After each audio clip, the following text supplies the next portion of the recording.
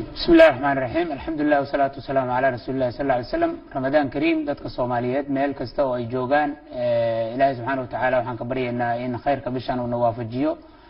habeenadii ugu dambeeyay khayrka badnaa la galayna Ilaahay subhanahu wa ta'ala khayrkooda iyo nicmadooda uu nasiyo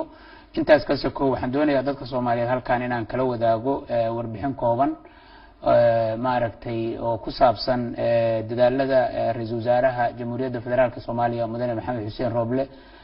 muxuu ahaa uu wado ku aadan sidii xal looga gaari lahaa arrimihii maaragtay muranka uu ka jiray ee siyaasadda iyo amniga isugu jiray ka taagnaa dalka gaar ahaan magaalada caasimadda ee Muqdisho kuwaas oo inta dadweynaha Soomaaliyeed ay la socdaan muxuu ahaa shalay iyo maalmihii ka horreeyay la qaaday tilaabooyin waaweyn oo madaxweynaha iyo ra'iisul wasaaruhu labaduba ay qaadeen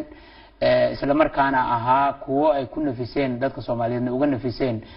runtii muxuu ahaa walwal aad u tiro badan iyo cabsi aad u tiro badan oo soo wajahday hanaanka dawliga ah iyo nabadgelyada gaar ahaan magaalada Muqdisho oo qalalaasyo ka dhashay oo dad badan saameeyay haddaba waxaan rabaa inaan warbixin kooban halkan kala wadaago dadweynaha Soomaaliyeed ra'iisul wasaare Maxamed Xuseen Rooble waxa uu ku guda jiraa sidii hore loogu dhaqaajin lahaa waxyaabihii uu ku ballan qaaday warmurtiyeedkii shalay muxuu ahaa ra'iisul wasaaruhu soo saaray kadib markii madaxweynaha jamhuuriyadda uu u xil saaray in uu dhaqaajiyo howlaha doorashooyinka iyo amniga dalka guud ahaan isla markaana dib loo hagaajiyo waxyaabihii ama saameyntii ka dhalatay khalalaasii siyaasadeed ee dalka ka dhacay talaabooyinka ugu horeeya ahmiyadda la saaray waxay ahaayeen arrimaha siyaasadda oo sidaad ogeydeen ra'iisul wasaaruhu uu sheegay in maaragtay uu bilaabay in hore loo galo howlihii doorashooyinka isla markaana hadda ay socoto qabanqaabada shirka ay isugu imaan lahaayeen madaxda dawlad goboleedyada iyo muxuu ahaa madaxda dawladda federaalka ah si xalka dambeys ah ama heshiiska dambeys looga gaaro arrimaha doorashooyinka 17 September iyo 16 February lagu heshiiyay markaana dalku uu doorasho u dhaqaaqo dhanka amniga waxa uu ra'iisul wasaaruhu maanta howlgeliyay guddi gaar ah oo loogu talagalay inay ka shaqeeyaan sidii loo hirgelin lahaa amarkii ra'iisul wasaaraha ee ahaa in ciidamada qalabka sida qaybahooda kala duwan oo isku mid ah oo geesiyaal u taagan in dalka dadka difaacaan oo aan muxaafid iyo mucaarad kala lahayn in ay dib ugu noqdaan xeriyahooda lana baabi'iyo dhammaan astaamaha muxuu ahaa colaadeed ee magaalada Muqdisho dhexdooda ka jiray guddigaasi maanta ayuu hawl bilaabay insha Allah tacaala waxaana la bilaabay sidii dib loogu sixir lahaa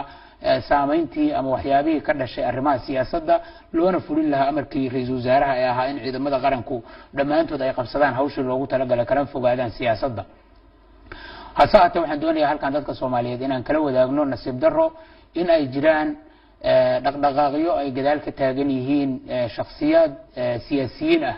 oo doonaya in ay fashiliyaan dadaalka xukuumadda ee ra'iisul wasaaruhu uu hormuudka ka yahay ee la doonayo in xaaladda magaalada Muqdisho si caadi ah loogu soo celiyo nabadgelyada la ilaaliyo kalsoonida dib loo dhiso ciidamada qarankuna iyaga oo midaysan shaqadooda ay qabsadaan kuna noqdaan furiimahoodii haddaba dadka siyaasiyiinta iyo shakhsiyaadkaas waxaan uga digaynaa dhaqdhaqaaqyada iyo hawlaha ay ku jiraan ee aan u adeegaynin aan saacidaynin dadaalka xukuumadda ee ra'iisul wasaaruhu hormuudka ka yahay inay ka digtoonaadaan ayna fahmaan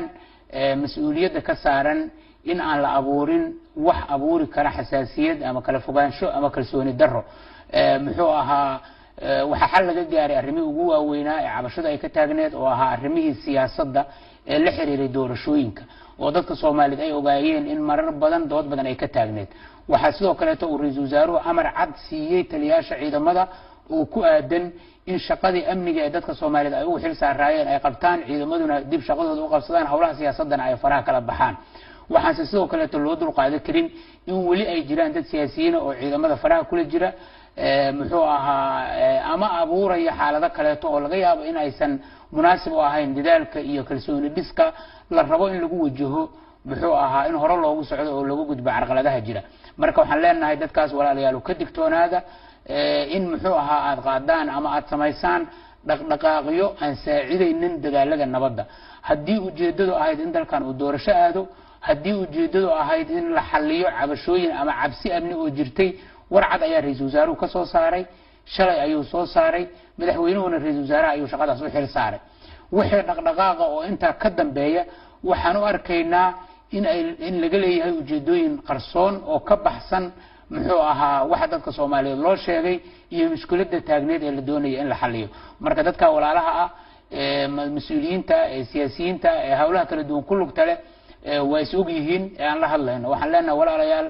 nagu saacida oo nagala shaqeeya in magaalada Muqdisho ay nabad ahaato nagu saacida in dadka muxuu ahaa qalalaaso ay saameeyay guryahooda ka barakacay in guryahooda ku soo noqdaan nagu saacida in ciidamada qaranka iyaga oo mid ah oo aan muxaafid iyo mucaarad ahayn oo aan magacyo kala lahayn ay shaqadii qarankan ugu xil saarayeen ee loo dhaariyay kaliya ay qabtaan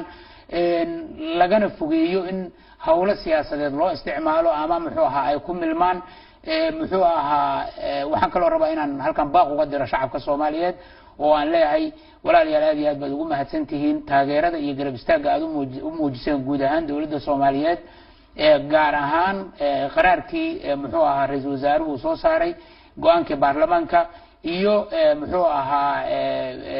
khudbadii madaxweynaha sida aad u soo dhaweyseen aad iyo aad baad ugu mahadsantihiin waxa ra'iisul wasaaraha iyo xukuumadda ay idinka codsanayaan in aad ku garab istaagtaan in la soo afjaro khalalaasaha in loo dhaqaaqo doorasho in gacanta laga qabto cid kasta oo doonaysa in lagu sii jiro cabsida iyo muxuu ahaa astaamaha ama waxyaabaha colaada muujinaya in magaalada Muqdisho ay ka sii jiraan waa ku mahadsantiin aragtidiina dawladdu dareenkiina waa dhageysatay waana ka jawaabtay sidaas oo kale cidna ka ogolaanina in ay si khaldan u isticmaasho muxuu ahaa rabitaanka dadweynaha Soomaaliyeed iyo gaar ahaan rabitaanka dadka magaalada Muqdisho gabagabadii waxaan rajaynaynaa insha Allah taala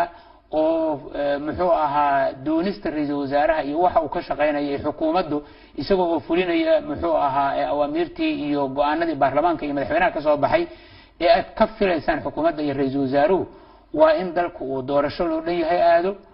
waa in ciidamada qaranku ay ka fogaadaan siyaasadda waa in ciidamada qaranku shaqadii loo diray oo ah in amniga wadanka si guud ay u ilaaliyaan ay ka shaqeeyaan wax intaas ka baxsan ma doonayno in muxuu ahaa ciidamada loo isticmaalo dhinac kasta ma doonayno in dadka Soomaaliyeed lagu mashquuliyo wax aan ahayn in dalkan ay doorasho ka dhacdo marka aad iyo aad baan idinku mahad celinaynaa waxaan rajaynaynaa fariintaas oo ah mid ka timid ra'iisul wasaaraha in dadka Soomaaliyeed iyo dhammaan dhinacyada ay khusaysaa sida ay tahay u qaataan assalaamu calaykum waraxmatullaahi wabarakaatuh